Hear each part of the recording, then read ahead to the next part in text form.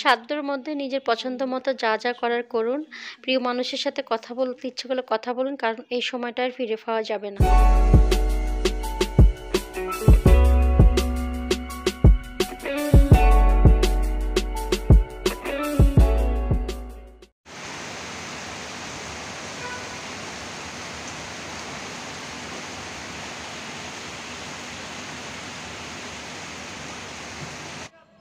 আসসালামু আলাইকুম, সবাই কেমন আছেন? আশা করছি আল্লাহর রহমতে সবাই ভালো আছেন।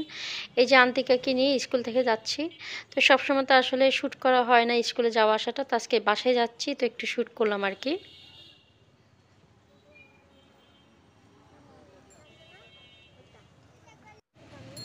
আর সবসময় আসার পথে অনেক জ্যামে পড়তে হয়, অনেক সময় লাগে বাসায় আসতে আসতে। মানে এখন হচ্ছে আমরা বনশ্রীতে থাকি আর ওর স্কুল হচ্ছে মালিবাগ, তাই অনেক জ্যামের মধ্যে করে আসতে হয় আমাকে। এই যে এখন রান্না বান্না করব। আসলে এটা হচ্ছে স্কুলে যাওয়ার আগে আমি কিছুটা রান্না করে গিয়েছিলাম, বাকিটা আবার এসে করে আমি পুরো রান্না কমপ্লিট করে যেতে পারি না আর কিছু টাইম হয়ে যায়। তো এখানে মুরগি নামিয়েছি, ইলিশ মাছও নামিয়েছি। তো এই যে মুরগিগুলোকে হালকা হচ্ছে ভেজে নিচ্ছি, দেশি মুরগি। এখানে হচ্ছে মরিচ, তারপর হচ্ছে হলুদ, লবণ আর সামান্য একটু লেবুর রস দিয়ে আর কি আমি মুরগিগুলোকে হালকা ভেজে নিচ্ছি।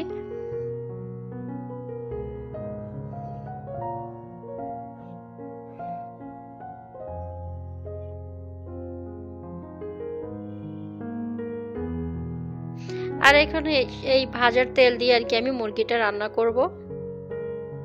এই যে পেঁয়াজ কুচি দিয়ে দিলাম, গরম মশলা দিয়ে পেঁয়াজ কুচি দিয়ে দিলাম। আর এখন হচ্ছে আদা রসুন বাটা দিয়ে দিচ্ছি, 3-4 চামচের মতো দিচ্ছি আদা রসুন বাটা।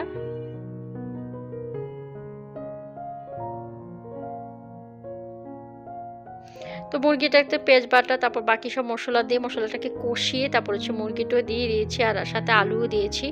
আমি সবসময় দেশি মুরগিতে আলু দিলে আলুটা ভেজে দিই, বাট আজকে হচ্ছে আমি ভেজে দিইনি, আমি এমনিতেই দিয়ে দিয়েছি। দেখবো আর কি কেমন লাগে। তো কষিয়ে কষিয়ে রান্নাটা করব। তো মুরগিটা তো তাড়াতাড়ি সিদ্ধ হয়ে যাবে, বাট আলুটা হতে হয়তো একটু সময় লাগবে, যেহেতু দেশি মুরগি তাড়াতাড়ি সিদ্ধ হয়ে যাবে। আর এই চুলায় মুরগিটা ওই চুলায় নিয়ে এই চুলায় হচ্ছে আমি মাছ বসিয়ে দিয়েছি, ইলিশ মাছ রান্না করব। তো পেঁয়াজের মধ্যে সামান্য পরিমাণে হচ্ছে আদা রসুন বাটা সামান্য পরিমাণে দিয়েছি, আর পেঁয়াজ বাটা দিয়েছি আমি 1 চা চামচের মতো। আর এখন হচ্ছে মরিচের গুঁড়া দিয়ে দিচ্ছি আমি 1 চামচের মতো, 1 চা চামচের মতো দিয়েছি মরিচের গুঁড়া। আর হলুদের গুঁড়া দিচ্ছি আমি 1/2 চা চামচের মতো, স্বাদ মতো লবণ অ্যাড করে দিচ্ছি। আর ইলিশ মাছ আর মশলা দরকার নেই।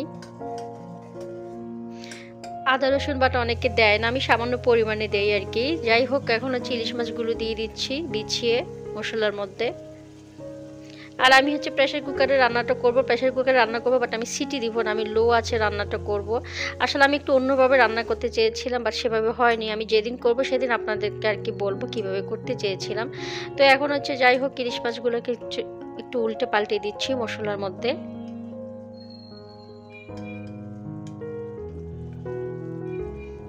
ইলিশ মাছটা বেশি নাড়াচাড়া করা যাবে না, আমি একটু পানি অ্যাড করে দিয়ে এখন লো আছে বসিয়ে রাখবো আর কি।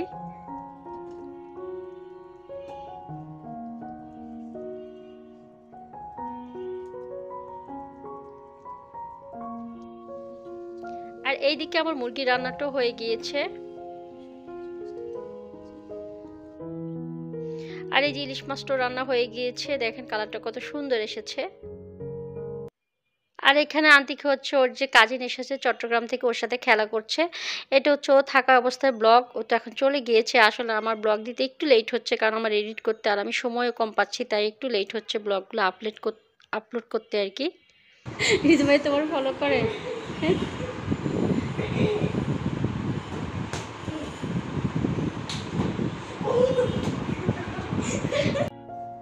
আর এখানে বিকাল হচ্ছে আমি একটা নাস্তা বানাচ্ছি, এটা কোনো পরোটা না, এটার ভেতরে হচ্ছে গরুর মাংস আর হচ্ছে ডিম রয়েছে। এটা খেতেও অসম্ভব মজার হয়েছে, আর একটু বানাতে একটু সময় লেগেছে। তো আমি বিকাল আর কি নাস্তার জন্য এটা বানিয়ে নিচ্ছি।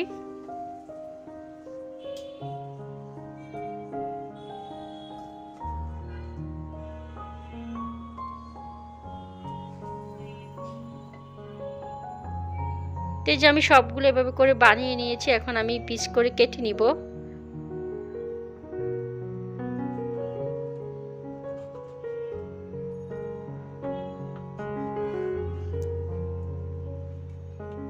এই যে দেখাচ্ছি আমি, ভেতরে দেখেন, ভেতরে হচ্ছে গরুর মাংস আর ডিম। নাস্তাটা কিন্তু খেতে অনেক মজা হয়। আমি আরেকদিন আপনাদের সাথে ডিটেলস রেসিপিটা শেয়ার করব। তো এই যে এখন পিস পিস করে কেটে নিচ্ছি।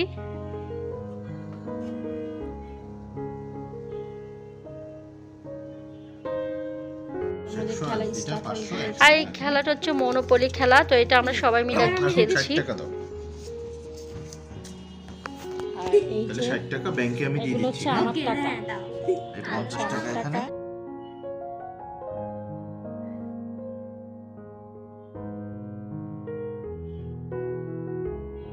তো ব্লগটি এই পর্যন্তই। আশা করি আপনাদের ব্লগটি ভালো লেগেছে। সবাই সুস্থ থাকবেন, ভালো থাকবেন। আবার নেক্সট কোন ব্লগ নিয়ে হাজির হয়ে যাব। আল্লাহ হাফেজ।